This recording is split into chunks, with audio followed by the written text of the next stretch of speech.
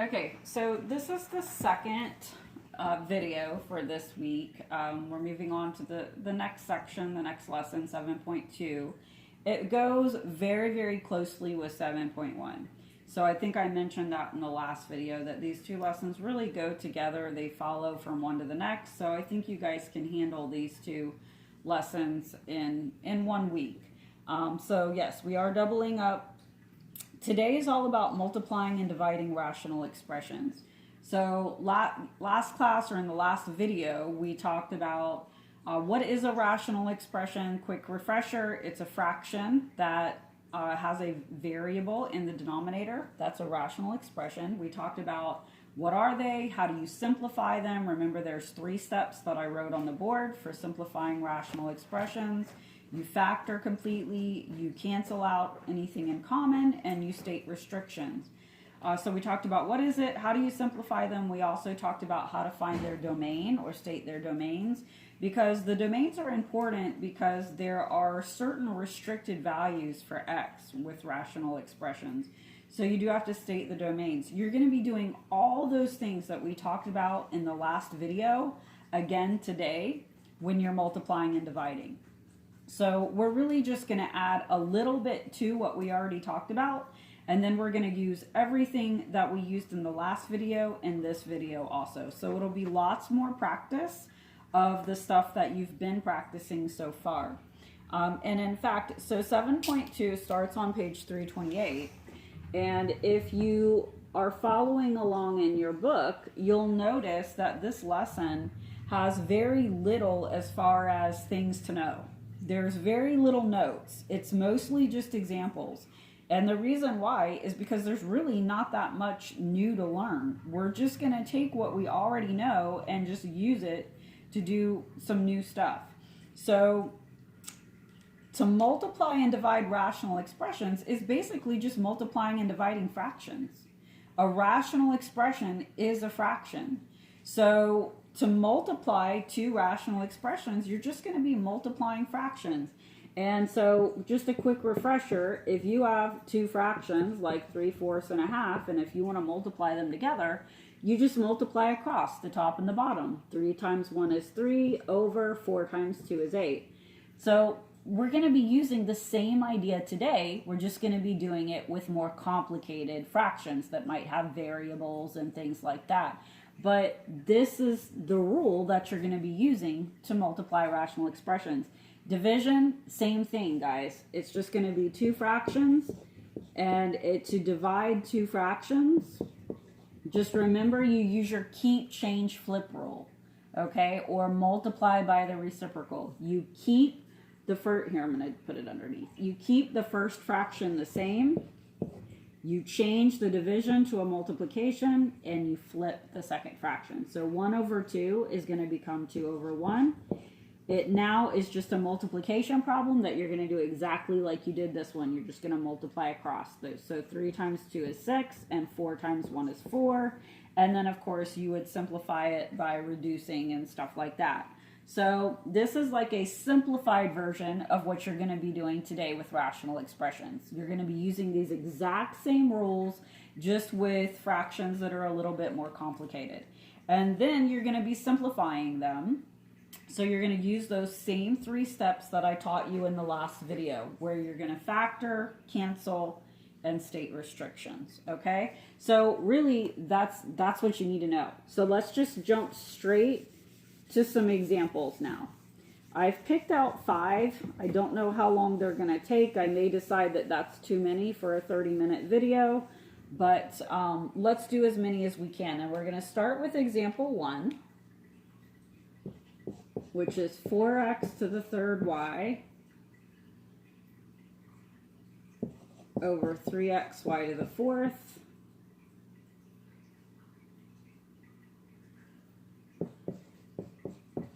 times negative 6x squared y squared over 10x to the 4th. So looks a lot like the one we were just talking about, right? It's just 2 fractions, and we want to multiply them together. It's more complicated, yes, because it has numbers, it has variables, it has powers, but you're still just multiplying two fractions. So the idea is still the same. Just multiply across the top and across the bottom, and then we're going to simplify.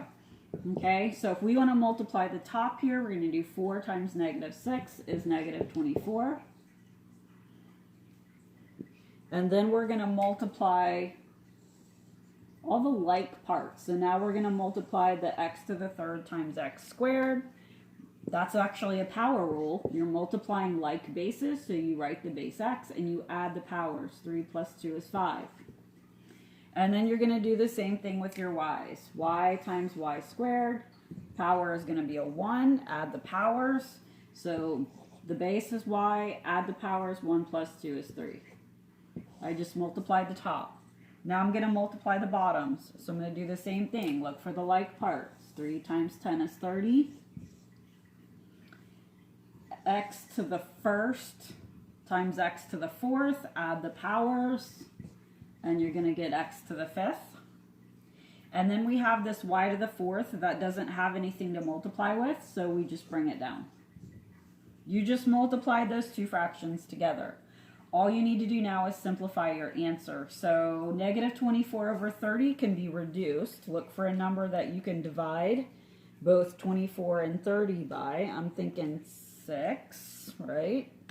So let's divide both of those numbers by 6 to reduce that. I also see some simplifying that we can do with these variables, with their powers. I have an x to the fifth over x to the fifth. Well, guess what? That's going to cancel out. You have 5 x's on the top and 5 x's on the bottom. They cancel out with each other. Okay? Here I have 3 y's on the top and 4 y's on the bottom. Well, these 3 y's will cancel with 3 of the y's down here and just leave 1 left over at the bottom. Okay? So 3 and 3 on the top, 3 on the bottom cancel out. You're left with 1 extra 1 on the bottom. So let's write what our final answer is going to look like. So we're going to do negative 24 divided by 6, which is negative 4. The x to the fifth canceled out with the bottom x to the fifth. And all 3 of the y's also canceled out with 3 on the bottom. So the only thing left on the top is a negative 4. At the bottom, I have a 30 divided by 6, which is 5. The x to the fifth canceled out. I had 1 extra y underneath because it was over a y to the fourth, and it canceled out with the 3 of them on the top. So I do have a y left over on the bottom. So final answer, negative 4 over 5y. There's really technically one more thing you should do to have like a technically correct answer, and that is to state your restrictions, because notice that you do have a variable in the denominator here. Your variables cannot cause zeros to occur in the denominator.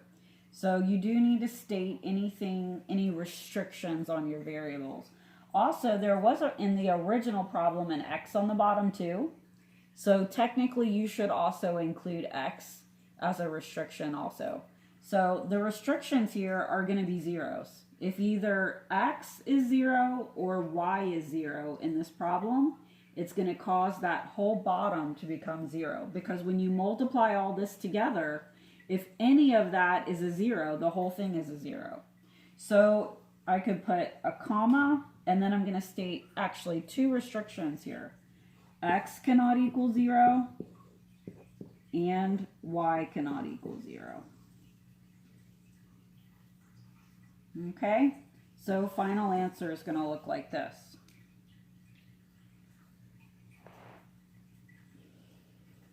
Okay, now let's erase this one and let's look at something a little bit more complicated.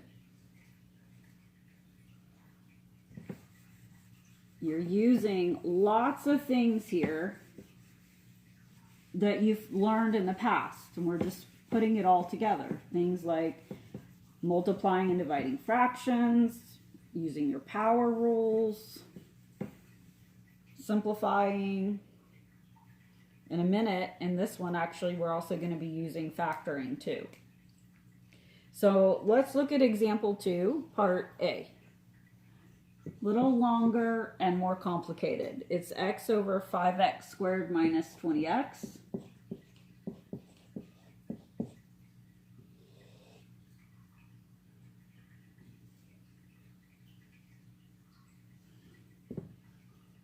Times x minus 4. Oh, you know what? We might... You know what? I was worried about time anyway. This one is going to take a lot of time. So we might skip this one.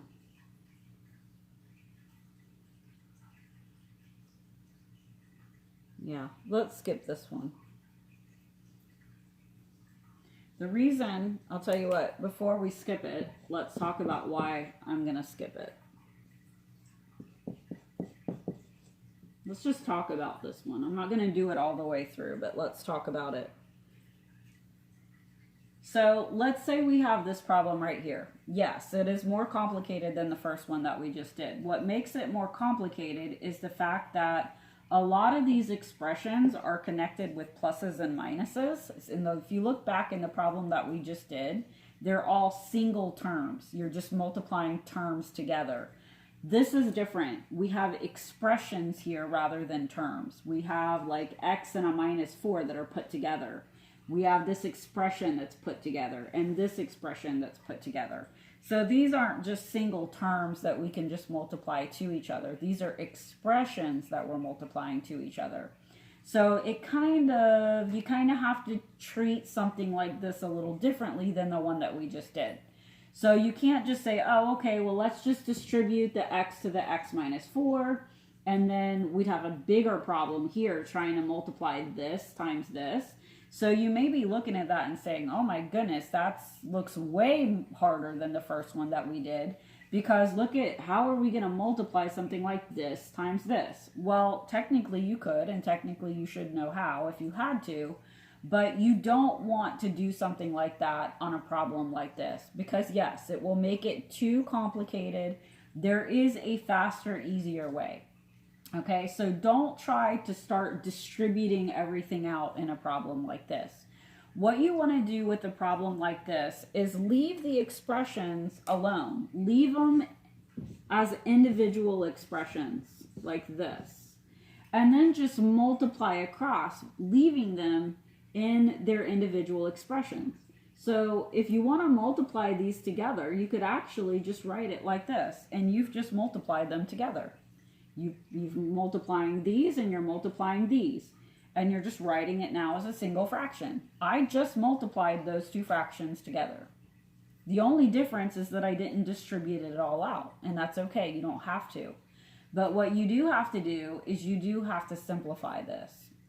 And so you have to go back, think of the first video where I wrote down those 3 steps for simplifying a rational expression. What you would need to do in a problem like this next is simplify. So the first step of simplifying is to factor completely. You would need to factor the top and the bottom. The top is actually already factored. That's why I said you don't want to multiply it out, because to simplify it, it needs to be in factored form. So you don't want to start distributing here. You want it factored. So the top is actually perfectly fine. You don't need to do anything to the top. This has a greatest common factor that you could factor out of that. And this is a FOIL backwards. The reason why I said let's skip this one is because I'm looking at this one and I see that this is a difficult FOIL backwards problem. So this is going to take a little bit of time to factor. Okay, which is why I thought, oh, this one might be a good one to skip since I kind of had a lot scheduled anyway. So what you would do is factor a greatest common factor out of this. That would be a 5x. Factor that out, put what's left in the parentheses. Factor this using your difficult FOIL backwards method. You could change it into a grouping problem if you wanted to. Or you could use a guess and check FOIL backwards, however you've learned how to do it. And then once you have it factored, the next step is going to be to cancel out anything that you have in common. Okay? So, in fact, I could, here, let's do this. I'm not going to take a lot of time on this because I could take a really long time going through every single step. Here's what I'm going to do. I'm just going to write down what it is. So here's what you would do. You would bring down the x times the x minus 4. Already factored, good to go. Then you're going to factor a 5x out of that. And then divide a 5x out of each term. And it becomes 5x times x minus 4.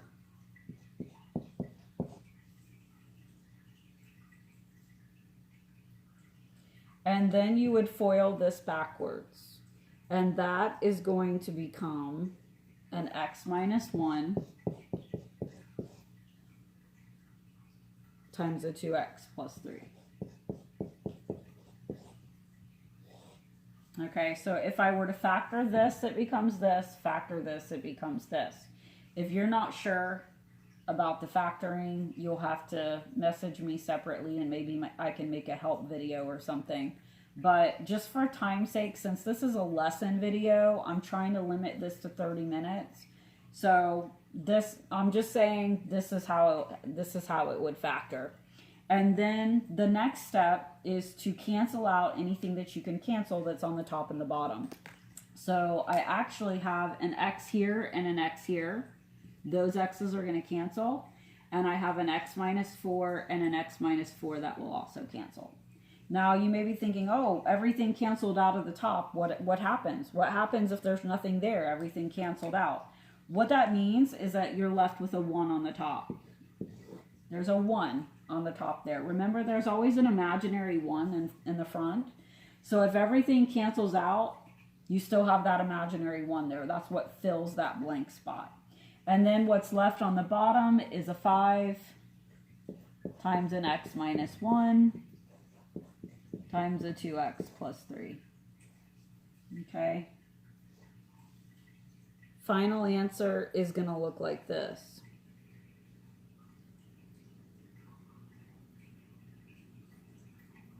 The only other thing you need to do is state your restrictions. So you would put a comma, and then you would go through and state all the any restrictions on your x.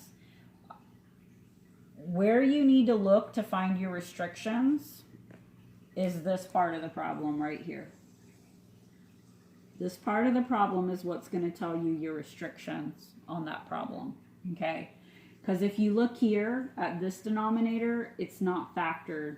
So it's going to be really hard to figure out what your restrictions are with something as complicated as this. But if you look at your factored form of the denominator, each one of these factors that have an x in them represent a restricted value. Because if any of these 4 things that are being multiplied together are 0, that whole bottom is going to be 0. Okay? So I can see right away my restricted value here is going to be 0. Because if 5 times 0 is 0, 5 times 0 is 0, and then if that becomes a 0, this whole thing becomes a 0. So I already know that one of my restricted values is going to be 0.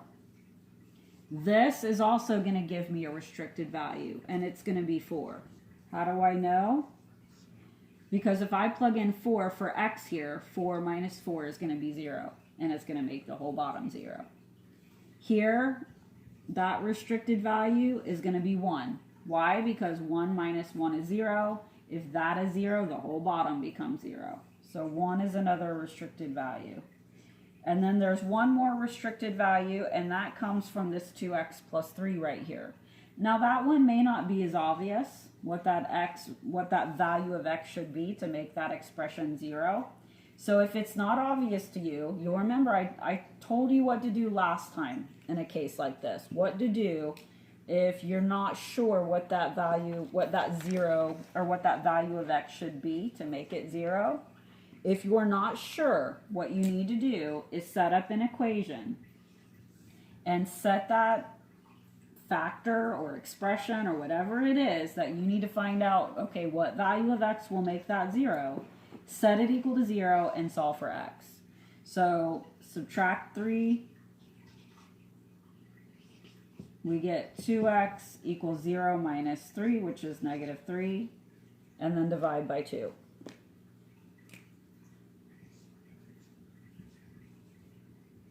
So we're going to get x equals negative 3 halves.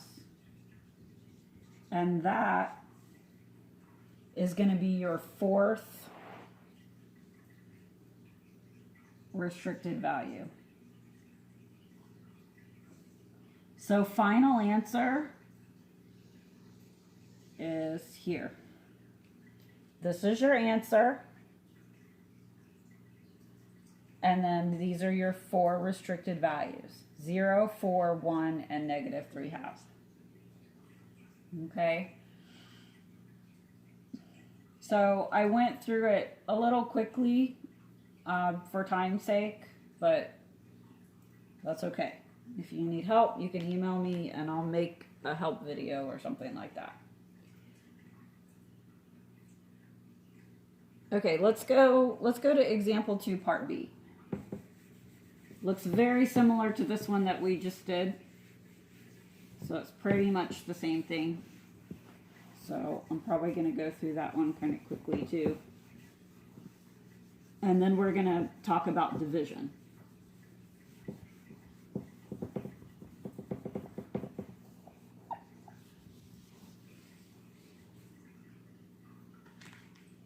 Okay, example 2, part B is where I'm at.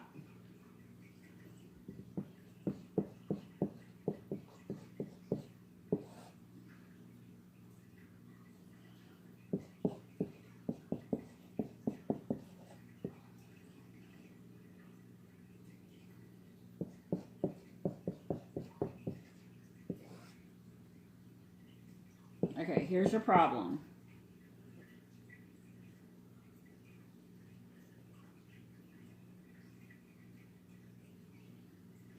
It's another multiplication of two fractions. So all we need to do is multiply across the top and the bottom. However, obviously this is a complicated looking two fractions, right? We have a lot going on here. We have expressions also that we're multiplying rather than just terms. So don't try to distribute all this out with each other. Don't do that. Don't treat this like it's a distributive property problem. It will make it way too complicated if you try to do that. All you need to do is leave the expressions in their individual forms. Just leave it and just multiply them together in the way that they are. So all I really need to do is take out the multiplication symbol and just make it one nice big happy fraction. And guess what? I just multiplied those two rational expressions together. All I did was I multiplying the top and I'm multiplying the bottom and made it one nice big fraction. And I'm just leaving them leaving the expressions alone. I'm not actually multiplying them together. I'm not actually distributing it out. I'm multiplying them, but I'm not distributing it. Okay? So that's the easiest step ever. Okay? You just did the multiplication. There's really nothing to it. There's really nothing to do other than to just write it as a single fraction. The hard part is the simplifying part, because now you have to simplify this. So now we're going to have to factor everything that we can factor. So this will factor, this will factor, this will factor. So we have three things to factor here to be able to simplify this answer.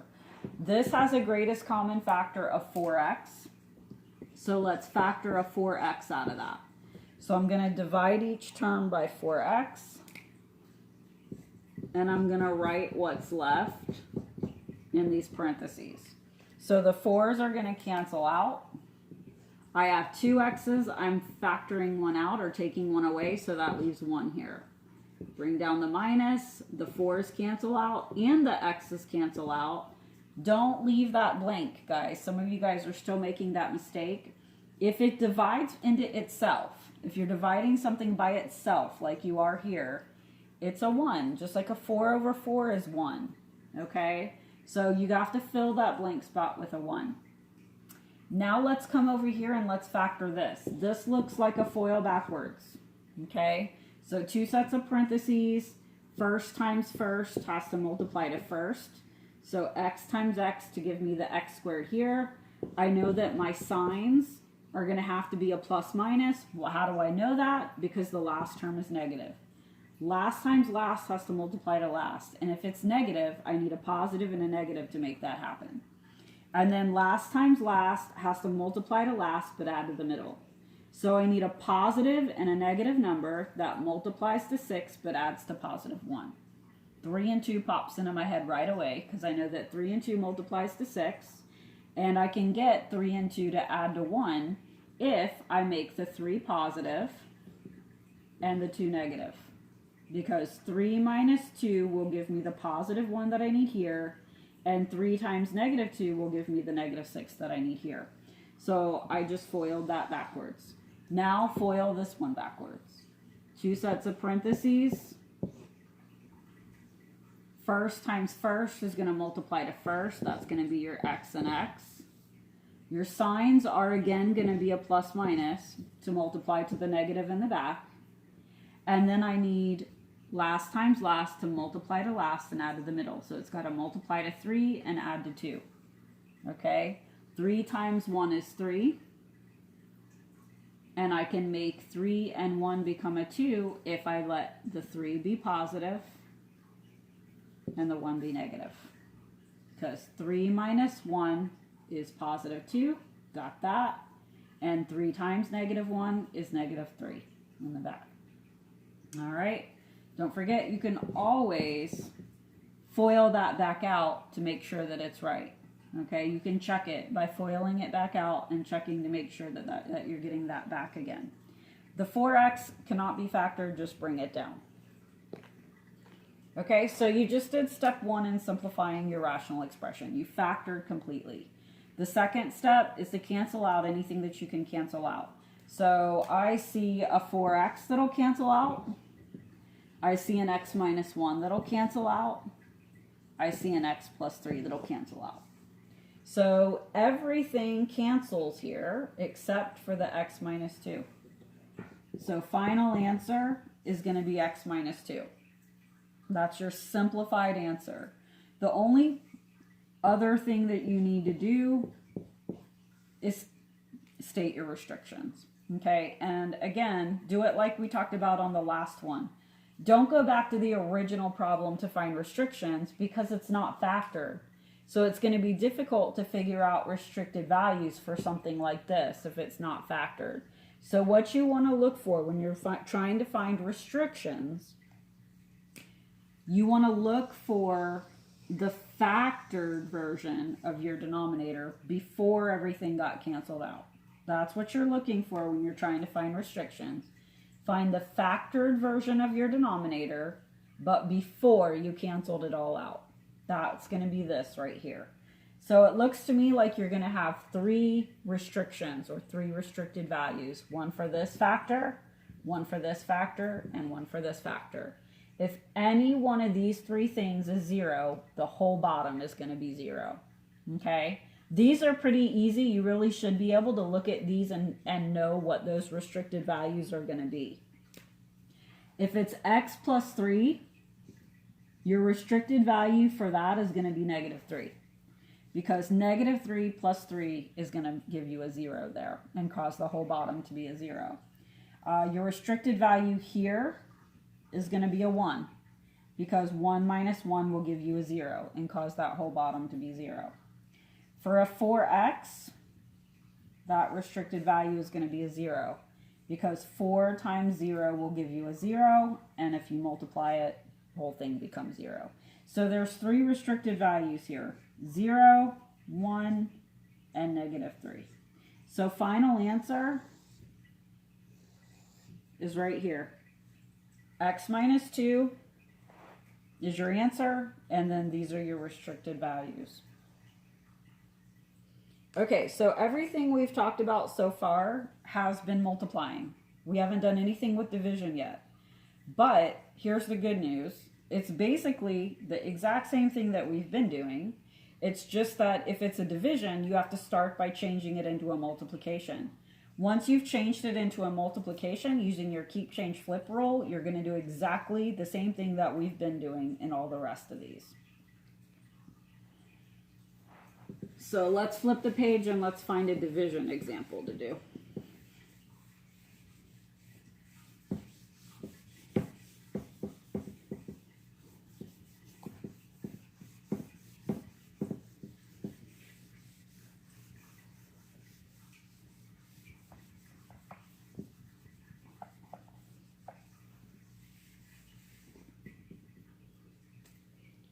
Okay, so the dividing starts on page 331.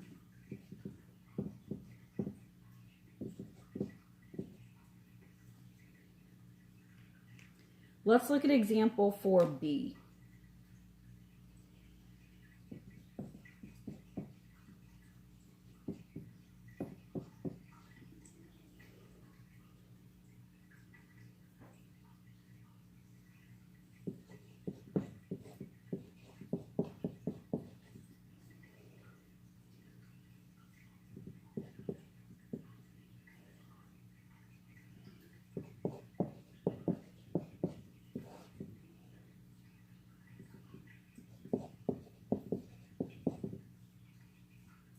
Okay, here's our problem.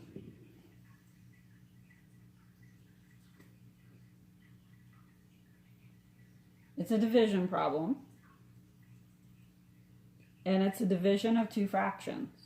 So we just have to use what we know about dividing two fractions. We know that when we're dividing two fractions, we have to start by using the keep, change, flip rule, and we have to change it into a multiplication problem.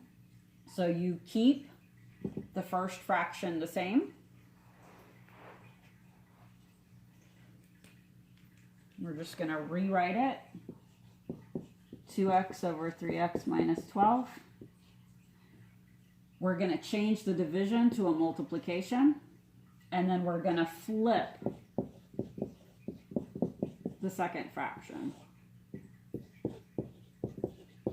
So this goes to the top, and this goes to the bottom. And this is our new problem written as a multiplication. Once you've done that one extra step in the beginning, it becomes just like all the other ones that we've been doing, okay? So this is just a multiplication of two fractions. All we need to do is multiply across. We don't want to start trying to distribute all that out and all that craziness. So what we do is we just put it together. And we just keep those expressions as individual expressions like this. Okay? So I just multiply those two fractions together.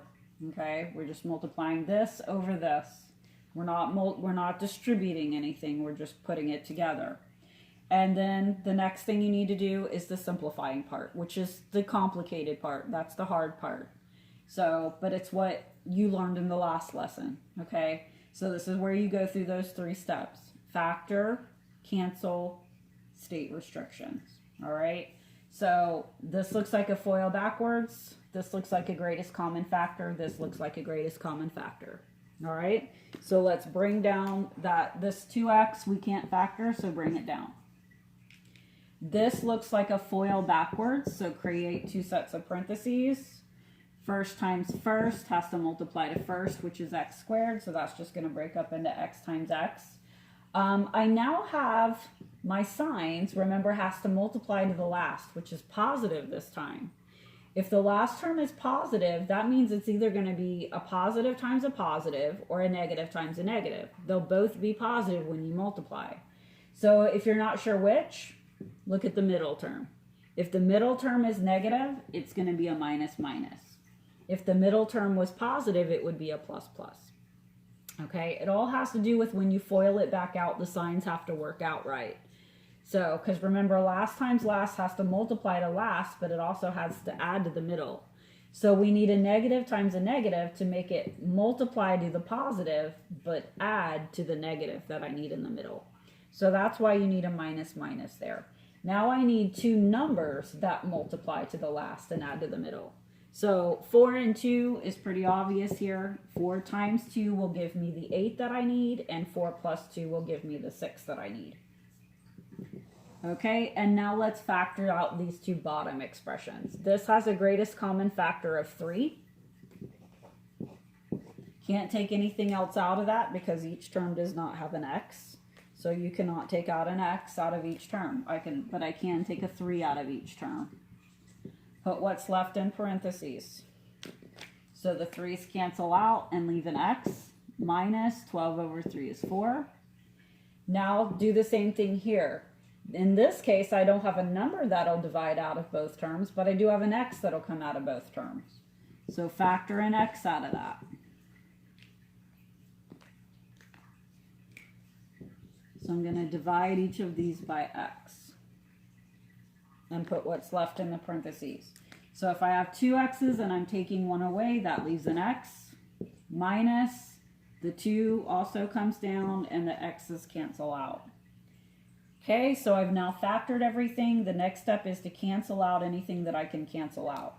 So I see x minus 2's that I can cancel. I see x minus 4's that I can cancel. I also see an x on the top and an x on the bottom that I can cancel. Now let's write down what's left. So what's left is a 2 on the top and a 3 on the bottom. So I'm just left with the 2/3. The only other thing you still need to do is to state your restrictions. So remember that to find your restrictions, it's not really going to work to go back to the original problem. Okay, you've got to go to your factored denominator to find all your restrictions. So where you want to look to find your restrictions is right here. Okay. Let's see if there's anything else here that we need to talk about.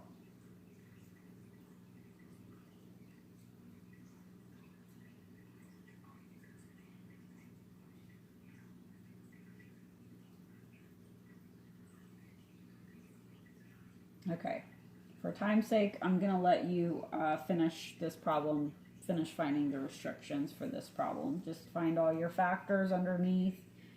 Find any x's that will cause anything in the bottom to become a 0 and figure out what those restricted values are going to be. I see a 4 here, I see a 0 here, and I see a 2 here. So I know we're going to have a 4, a 0, and a 2 for restricted values. I'll tell you what, I'll go ahead and write that down. So 4 is going to cause a 0 here, which would cause the whole thing to be 0. A 0 will cause that whole thing to be 0. And if you put a 2 here, you'll get a 0 here that'll cause the whole bottom to be 0. Okay, so x cannot equal 4, 0, or 2. Answer. Okay, I had one more picked out. Let me look and see what it looks like. Okay, I think we can do one more real quick.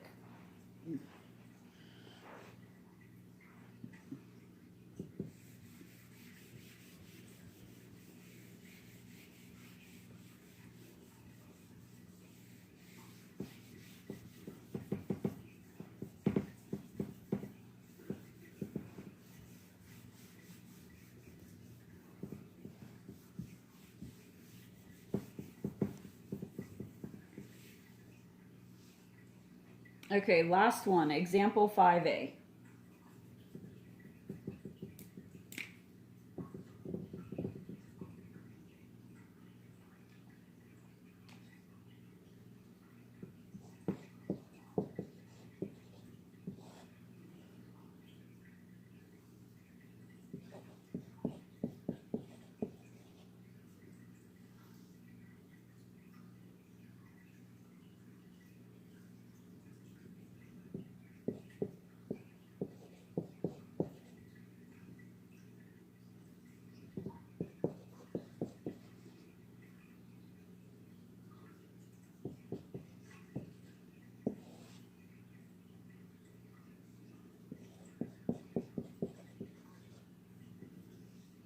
Okay, here's your problem.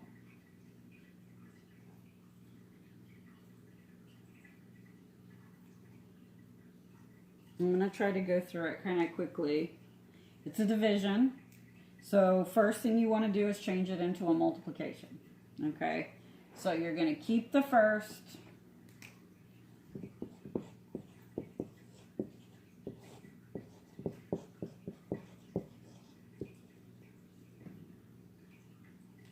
Change the division to a multiplication and flip the second. So the 6x plus 2y goes to the top, and then the top goes to the bottom. And then you need to multiply it. We want to multiply this together. So again, we don't want to distribute all this out. So what we're going to do is we're just going to leave it as individual expressions and then just multiply it all together. So just make it into one nice big happy fraction here. And then you're just going to simplify by factoring, canceling, and stating restrictions. X squared minus y squared is a difference of two squares. Okay, we haven't done a lot of that factoring since we started this new chapter. But yeah, this is a difference of two squares, so it factors kind of like a FOIL backwards, two sets of parentheses, and they just break apart into their perfect square roots. So x squared breaks apart into x times x, y squared breaks apart into y times y for last times last, and your signs are going to be plus minus to make it multiply to the minus in between here. Okay? So first times first has to multiply to first, last times last multiplies to last. Signs are a plus minus. 6x plus 2y has a greatest common factor of 2. So let's factor a 2 out of that, divide a 2 out of each term, and put what's left in the parentheses. So 6 over 2 becomes a 3, and the x comes down, the plus comes down, the 2's cancel out, and the y comes down.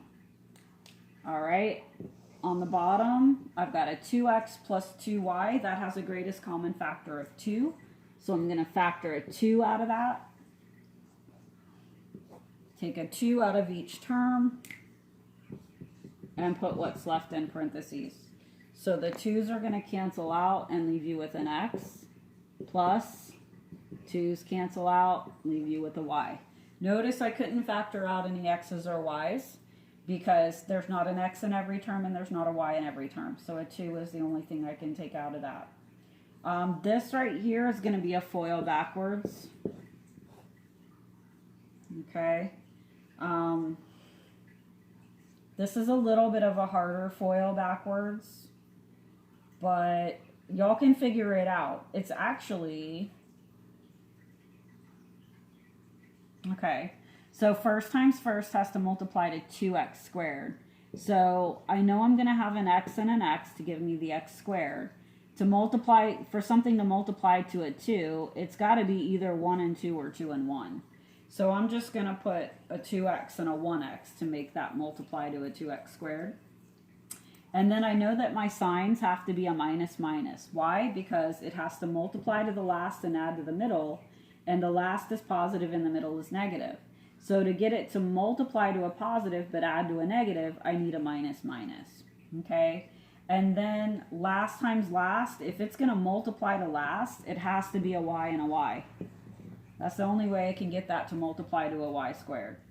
Okay, if you're not sure if you factored it right, try foiling it out and see if it works. You will see if you foil this out, it does work. 2x times 1x is 2x squared, minus 2xy minus 1xy is going to be a minus 3xy in the middle, and negative y times negative y is going to be a plus y squared. So it does work. Okay, and then you're going to cancel out anything that you can cancel out. The x plus y's cancel. The x minus y's cancel. Remember, you can drop that 1 out in the front and just write it as an x minus y. And the 2's also cancel. So the only thing left is a 3x plus y in the top.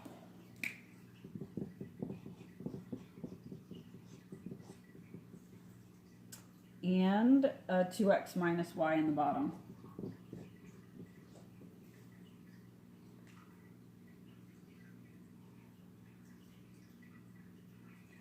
Okay, and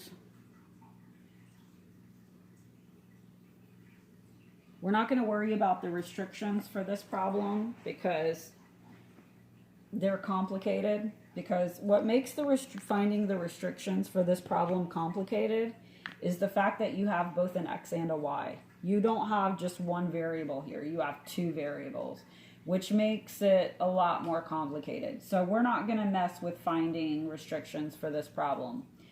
Some of you guys might be looking at this answer and saying, well, why can't we cancel out the x's and why can't we cancel out the y's?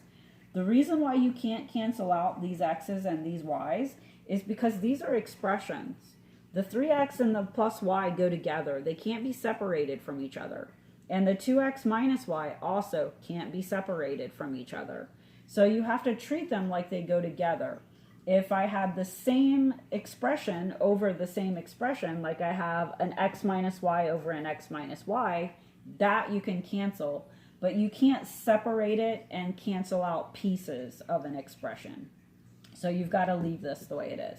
Okay? Don't worry about restricted values on these more complicated ones.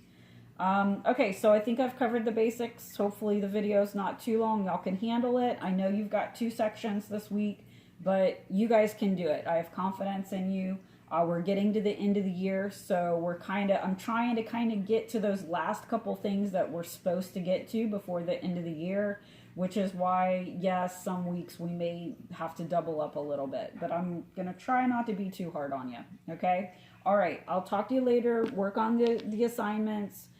See if you have any questions. Let me know. All right, see ya.